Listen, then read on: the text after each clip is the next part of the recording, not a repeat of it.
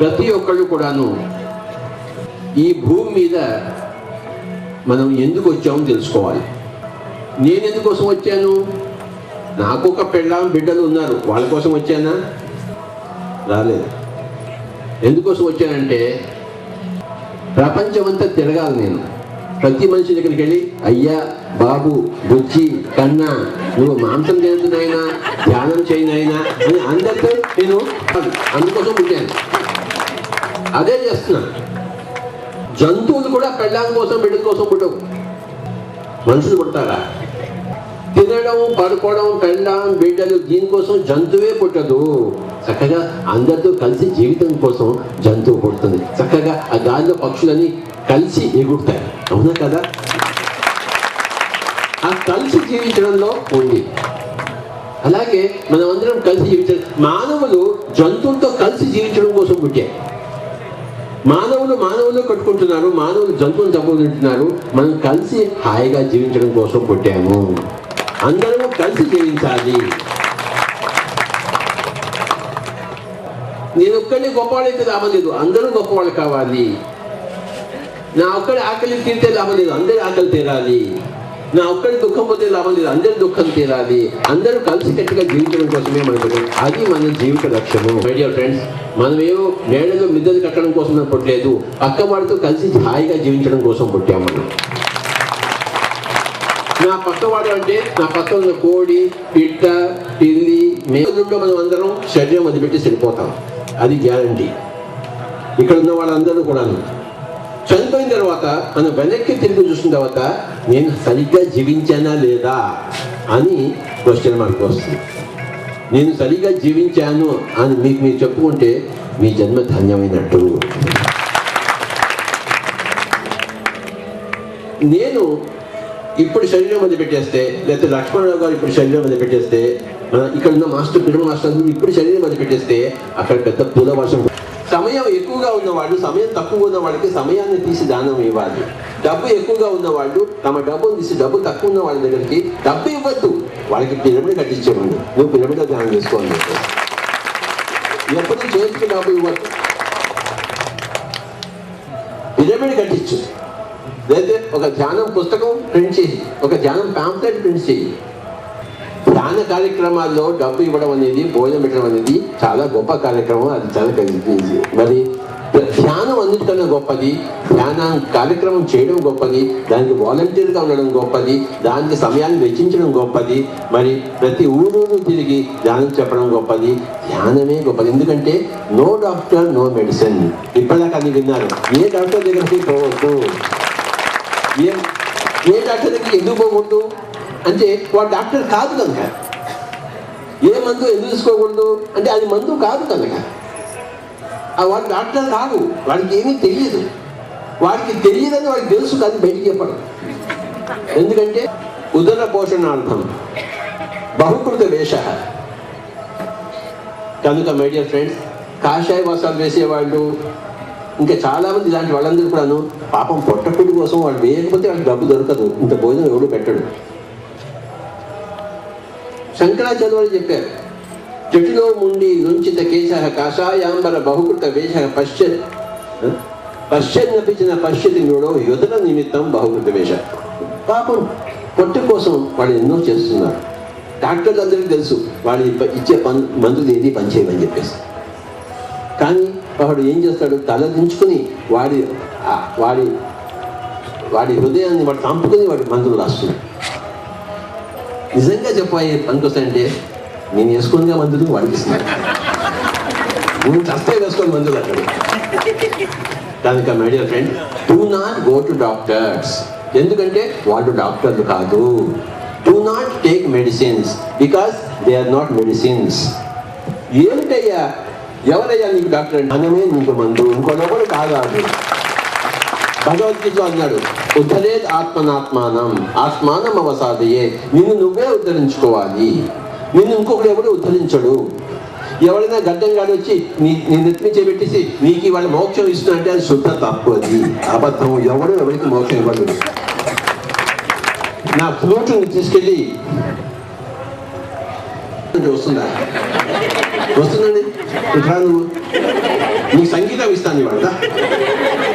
నీ నెత్తి మీద పెట్టి వివాదించే సంగీతం వస్తుందా? రాదు. నా మోక్షంలో నేను జీవించగలను, నా మోక్షాన్ని మీకు చూపించగలనా, మీకు మోక్షాన్ని ఇవ్వగలనా? ఎవడు ఏమి ఇవ్వలేడు. డబ్బు ఇవ్వగలడు కానీ ధ్యానాన్ని ఇవ్వలేడు. ధ్యానం గురించి చెప్పవచ్చు, మోక్షాన్ని ఇవ్వలేడు. నీ తలకాయ నొప్పి నేను తీసేస్తానంటే ఆ కుక్కతో ఒక పట్టుకుని కాసేపు తిన్నగా పెట్టినప్పుడు తిన్నగా అయింది అది మరి చెయ్యి వదిలి పెట్టి కదా మళ్ళీ వంకరగా ఉంది. కనుక నెవర్ బిలీవ్ అదర్స్. వాల్మీకి అందరినీ చంపి తను పెట్టినప్పుడు నాలుగోడు అడిగాడు, నువ్వు ఇంతమంది చంపుతున్నావు, ఈ పాపం కూడాని మీ పెళ్ళాం బిడ్డలకి పెడుతున్నావు, ఈ పాపంలో నీ పెళ్ళాం పాలు పంచుకుంటుందా అన్నాడు. ఎందుకు పంచుకోదు అన్నాడు. పోయి అడిగిరా అన్నాడు. పోయి అడిగి వస్తే పెళ్ళామంది, నీ పాపంతో నాకు పనే లేదు, నీ పాపం నీదే, నువ్వు ఏది తీసుకొస్తావు అది వండి నీకు పెట్టడం నా యొక్క ధర్మం అంతే. కనుక నీ పాపాన్ని ఎవడు పంచుకోడు. భర్త యొక్క పాపాన్ని భార్య పంచుకోదు, భార్య యొక్క పాపాన్ని భర్త పంచుకోదు, శిష్యుల యొక్క పాపాన్ని గురువు పంచుకోడు, ఎవడు తీసుకోడు. ఇంపాసిబుల్ తీసుకోవడము. ఎవడి కర్మ వాడు అనుభవించాల్సిందే. మీరు మాంసం తింటుంటే ఎంత హత్యలు చేస్తున్నారో లెక్కే లేదు. దాని పాపం అంతా అనుభవించాల్సిందే, లెక్క కట్టాల్సిందే. కనుక పూర్వ జన్మ కృతం పాపం వ్యాధి రూపేణ పీడితే. ఈ జన్మలో చేసే పాపము నీకు వచ్చే జన్మలో ఇంకో శరీరం వచ్చి ఆ శరీరంతో కుళ్ళిపోయి ఉంటుంది, అందులో నువ్వు జీవించాల్సి వస్తుంది. నేను హాయిగానే ఉన్నాను కదా మాంసం ఏంటంటే, నాయన ఉండు, వచ్చే జన్మలో నీకు ఎలా వస్తుంది, ఈ జన్మలో వచ్చేసింది, నీకు వచ్చే జన్మలో వస్తుంది. ధ్యానం చేసే వాళ్ళే కనపడతారు, ధ్యానం చేయని వాళ్ళకి కనపడదు. గత జన్మలో మాంసం తింటే ఈ జన్మలో రోగాలు వస్తాయి, గత జన్మలో పుణ్యం చేస్తుంటే ఈ జన్మలో ధ్యానం దొరుకుతుంది మనకి. ఎవరైతే ధ్యానం దగ్గరకు వచ్చారో వాళ్ళందరూ పుణ్యాత్ములు. మనల్ని మనమే రక్షించుకోవాలి. మీకు మీరే డాక్టర్గా అవ్వాలి. అందరి అనుభవాలు విన్నాం, అందరి అనుభవాలు వినడమే మన జీవితం. మన అనుభవాన్ని అందరికీ చెప్పడమే మన జీవితం. ఇతోధికంగా అనుభవాన్ని సంపాదించుకోవడమే జీవితం. ఏ డాక్టర్కి ఏమీ తెలియదు అని గుర్తుంచుకోడు. మన తలకాయని పోగొట్టుకునే వాళ్ళం. ఎవరిని వాడే ఉద్ధరించుకోవాలి. భగవద్గీత చెప్పి అయినా మీకు నమ్మకం లేదా? భగవద్గీత చెప్పింది తప్ప. పరమశివుడు ఏం చేస్తుంటాడో మనం అది చేయాలి. నోటితో ఓం నమ శివాయ అని కొట్టుకుంటే ఏమీ లాభం లేదు. నోరు మూసేసుకోవాలి. ముక్కులోని గాలి ముక్తికి మరి దారి. గుర్తుంచుకోండి, మనమే దేవుడం. అహం బ్రహ్మాస్మి, ఆత్మే పరబ్రహ్మం. దేహో దేవాలయో ప్రోక్త జీవో దేవో సనాతన అని చెప్పాడుగా ఆదిశంకరాచార్య. నమ్మకం లేదా? ఆయన మాటల మీద నమ్మకం లేవా? యేసు ప్రభు అన్నాడు, you and I are one. నువ్వు నేను ఒకటే, నాకన్నా గొప్ప పనులు నువ్వు చేయగలవు అన్నాడు. ఆయన మాటల మీద నమ్మకాలు లేవా? ఆవరించేంత విశ్వాసం ఉన్నా పర్వతాలను సైతం కదిలించగలవు. ఎవరి మీద విశ్వాసం? నీ మీద నీకు విశ్వాసం. నువ్వు ఒక దేవుడివి అన్న మాట విన్నావు, దాని మీద విశ్వాసం ఉంచాలి. తత్వమసి అని ఉపనిషత్ వాక్యం అంటే ఏమిటి? నువ్వు దేవుడివి. దాని మీద నమ్మకాలు లేవా? ఉపనిషత్ వాక్యం మీద నమ్మకం లేదా? అహం బ్రహ్మాస్మి అని ఉపనిషత్ వాక్యం. మిగతా వాళ్ళ ప్రాణాన్ని, జంతుకోటి యొక్క ప్రాణాలు తీసుకుని పాప భూయిష్ఠులు అవుతున్నారు. ఈ రెండు మానేసేయాలి. ఒక పక్కన పాపం మానేసి ఇంకో పక్కన శక్తిని సమీకరించుకుంటూ ఉండాలి. ప్రాణాయామం ప్రత్యాహారం నిత్య వివేక విచారం. ప్రాణాయామం అన్నాడు ఆదిశంకరాచార్యుడు. ప్రాణాయామం అంటే శ్వాస మీద ధ్యాస. ప్రత్యాహారం నిత్య వివేక విచారం. నిత్య అనిత్య వివేక విచారం. శరీరం అనిత్యము, నా భూమి మీద నా జీవితం అనిత్యం అని తెలుసుకోవాలి. అనేక లోకాల్లో ఉన్న ఆత్మ యొక్క సత్యము తెలుసుకోవాలి. అది నిత్యము, ఇది అనిత్యము అని తెలుసుకోవాలి. నేను కొన్ని గంటల కోసమే మిర్యాలు కూడా, ఇంకొక గంటలో నేను మిర్యాలు కూడా వదిలి వెళ్ళిపోవాలి. నా రాక అనిత్యం. ఇక్కడ చిన్నప్పంచే ఇవన్నీ నేర్చుకోవాలి. గుడి చుట్టూ ప్రదర్శన చేయడం కాదు, ఇంట్లో కూర్చొని గుడిలో కూర్చొని కడుగుండ మోసుకొని శ్వాస మీద ధ్యాస ఉంచి యోగేశ్వరము కావాలి. ఒక్క నిమిషం కూడా సమయం వృధా చేయరాదు. ఒక్క పలుకు కూడా బేకార పలుకు పలకరాదు. వృధా మాట ఒక్కటి కూడా మాట్లాడకూడదు. సంగీతం నేర్చుకునేవాడు ఒక్క అపస్వరం కూడా పలకరాదు. ధ్యానులు జ్ఞానులు ఒక్క మాట కూడా వేస్ట్గా మాట్లాడకూడదు. పనికిరాంతి చెత్త మాట్లాడకూడదు. ఒక బుద్ధుడు చెత్త మాట మాట్లాడతాడు ఏమిటి? మనం ఎందుకు మాట్లాడాలి? మనం మాట్లాడితే ఎప్పుడు బుద్ధులం కాలేము. ఎందుకు పనికి రాకుండా చూడాలి? పక్క వాళ్ళ గోలను, పక్క వాళ్ళు చేసే గోలను మనం ఎందుకు చూడాలి? పక్క వాళ్ళు మాట్లాడి పనికిరాని మాట్లాడి మనం ఎందుకు వినాలి? చేసుకుందాం, శక్తిని విజృంభింపజేసుకుందాం, మూడవ కన్ను సంపాదించుకుందాం. అది మన లక్ష్యం. కేవలం పెండా బిడ్డల కోసం ఎవడు కొట్టలేదు. మన ఆత్మ జ్ఞాన విస్ఫోటనం కోసం మనం కొట్టాం. మన దివ్య చుట్టూ కోసం మనం కొట్టాం. ప్రపంచంతో కలిసి మెలిసి ఎలా జీవించాలో తెలుసుకోవడం కోసం మనం కొట్టాం. భూమి మీద ఎందుకు కొట్టారు? ఏం చేయడం కోసం వచ్చారు? జుట్టు తెల్లబడిన వాళ్ళు కాదు ధ్యానం. అహం బ్రహ్మాస్మి తత్వమసి అని నోట్లోంచి ఎప్పుడు వస్తూనే ఉండాలి. సత్యం తెలుసా, అసత్యం తెలుసా, నిత్యం తెలుసా, అనిత్యం తెలుసా? ఏది తెలుసు? అసత్యం తెలుసు, అనిత్యం తెలుసు. అది మాట్లాడతావేమిటి? అహింసలో జీవిస్తే సాధువు, ఆత్మసత్యంలో జీవిస్తే సంతు. हमें साधु और संत बनना है मेरे प्यारे दोस्तों. ఇంతమంది యోగులు యోగేశ్వరులు వచ్చి చెప్పినా మనకి ఇంకా వంట పట్టలేదు. ఎందుకంటే మనం కళ్ళు మూసుకోం, శ్వాస మీద ధ్యాస పెట్టాం. ఎలా వంట పడతాం? చెప్పిందంతా వంట పట్టాలి అంటే కళ్ళు రెండు మూసేసుకోవాలి, శ్వాస మీద ధ్యాస ఉంచాలి. సామూహిక ధ్యానం, పిరమిడ్ ధ్యానము, సంగీత ధ్యానము, ప్రకృతి ధ్యానము, పౌర్ణమి ధ్యానం, రకరకాలుగా మన ధ్యానాన్ని శక్తివంతం చేసుకుంటూ ఉండాలి. ఒక మనిషి ఎవరెస్ట్ శిఖరానికి ఎక్కగలడు, చంద్రుడి మీద కాలు మోపగలడు, ఏమైనా చేయగలడు. బుద్ధుడు కాగలడు, మహావీరుడు కాగలడు, ఆది శంకరుడు కాగలడు, ఏమైనా కాగలం. మరి ఎందుకు కాలేం? పార్వతిలాగా మనం ఎందుకు ధ్యానం చేయం? ఎందుకు మన జీవితాన్ని వ్యర్థం చేసుకుంటున్నాం చేతులాగా? చిన్నప్పటికే ధ్యానం మొదలుపెట్టాలి. ముక్కు పత్తాల ముందే ధ్యానం, జుట్టు తెల్లబడిందా ధ్యానం కాదు, కాటికి కాళ్ళు చాపుకున్నప్పుడు ధ్యానం కాదు సుమా. ప్రతిరోజు ధ్యానము, ప్రతినిత్యము ధ్యానము, అనుదినము ధ్యానము, ప్రతి ఒక్కరికి ధ్యానము, చిన్నప్పటికే ధ్యానం. శుభస్య శీఘ్రం, ఆలస్యం అమృతం విషం. ఎస్టిచ్ in time saves nine. Call करे सो आज करे सो कल, पल में प्रलय होगा बहुरी करोगे कब. ఇవన్నీ ఎవరి కోసం చెప్పారు? ఎంత ఎక్కువసేపు మనం కూర్చుంటే అంత శక్తిని సంపాదించుకుంటాం. మన రోగాలకి మనమే కార్యక్రమం మనమే పోగొట్టుకోవాలి. ప్రతి పిరమిడ్ మాస్టర్ ఒక గొప్ప బుద్ధుడు లాంటి వాడు. ఆ బుద్ధుడు ఎంత గొప్పవాడో ఇక్కడ ఉన్న ప్రతి పిరమిడ్ మాస్టర్ అంత గొప్పవాడు. అపారమైన విశ్వమయ ప్రాణశక్తి మన చేతిలోకి వస్తుంది. అది కళ్ళ మీద పెట్టుకుంటే ఇంద్రియాణం నైనేంద్రియం ప్రధానం కనుక కళ్ళలోకి మన శక్తి వెళ్తుంది, మన కంటి చూపు బాగవుతుంది. కనుక ఎప్పుడు ధ్యానం చేసిన తర్వాత చేతులు కళ్ళ మీద పెట్టుకోవాలి. అవి మామూలు చేతులు కావు, ధ్యానం చేసిన చేతులు, ధ్యానంతో శక్తి సంపాదించిన చేతులు. ఆ చేతులన్నీ కళ్ళ మీద పెట్టుకోవాలి.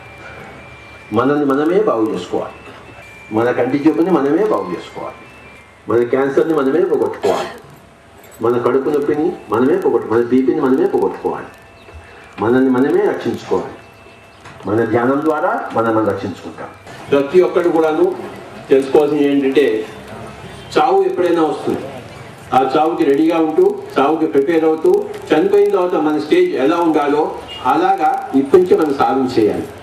కనుక మనమంతా కూడాను సమయాన్ని వృధా చేయకూడదు, పంతిరాని మాట మాట్లాడకూడదు, పంతిరాని చూపు చూడకూడదు, పంతిరాని ఆలోచన ఉండకూడదు. మరి ఆ విధంగా మనం జీవిస్తే మన శక్తి సమృద్ధమై ఒక మనిషి ఎలా జీవించాలో అలా జీవిస్తాము. ఇంట్లో పిరమిడ్ కట్టుకోవాలి. డబ్బున్న వాళ్ళు పిరమిడ్ కట్టాలి. డబ్బు లేని వాళ్ళు కట్టబడిన పిరమిడ్లోకి వెళ్ళి ధ్యానం చేయాలి. సమయం ఉన్న వాళ్ళు సమయం పక్కింటి వాళ్ళకి ఇచ్చి వాళ్ళకి ధ్యానం చెప్పాలి. కనుక బాగా చెప్పగల వాళ్ళు అందరికీ బాగా చెప్పాలి. బాగా వండగల వాళ్ళు బాగా వండి అందరికీ పెట్టాలి. బాగా పాడగల వాళ్ళు బాగా పాడి అందరికీ వినిపించాలి. ధ్యానం అంటే ధ్యానం నిర్విషయం మనసును నిర్విషయం చేసుకోవడమే ధ్యానం. Making our mind empty. When you observe the breath, the mind automatically becomes empty. ఆఫీస్లో కూర్చున్నాం, కార్లో వెళ్తూ ఎప్పుడు టైం దొరికితే అప్పుడు కళ్ళు రెండు మూసుకుని శ్వాస మీద ధ్యాస ఉంచాలి. అంతేగాని మనసును ఊరికే పని పెట్టకూడదు. You must give a lot of rest.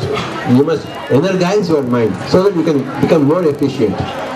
You can tackle all the multifarious problems of the district. You must give yourself rest through meditation. 2 నిమిషాలు దొరికిన ధ్యానంలో కూర్చోవాలి. So that you get 2 tons of energy. 3 నిమిషాలు కూర్చుంటే 3 tons of energy వస్తుంది. 10 నిమిషాలు కూర్చుంటే 10 టన్నుల ఎనర్జీ వస్తుంది. ఎందుకు ఎనర్జీ పోగొట్టుకుంటున్నాం మనం? ఎంత ఎనర్జీ రాబట్టుకుంటే అంత ఎక్కువ పని చేయగలం, అంత సమర్థవంతంగా చేయగలం. యోగ కర్మసు కౌశలం. యోగం ద్వారా చేసే కర్మలో కౌశల్యం వస్తుంది. భారతదేశంలో పుట్టి ధ్యానం చేయటం లేదంటే చాలా చాలా అసందర్భం. భారతదేశంలో చుట్టి మాంసం తింటున్నామంటే చాలా చాలా నీచము, రాక్షసత్వం. We should all become vegetarians and meditators. That's why we are born in India. And we are the leaders of the Indian country, Indian people. How are we leading ourselves, our own lives? Do not open your eyes. 3 minutes అయిపోయింది, ఇంకొక 2 నిమిషాలు. ధ్యానము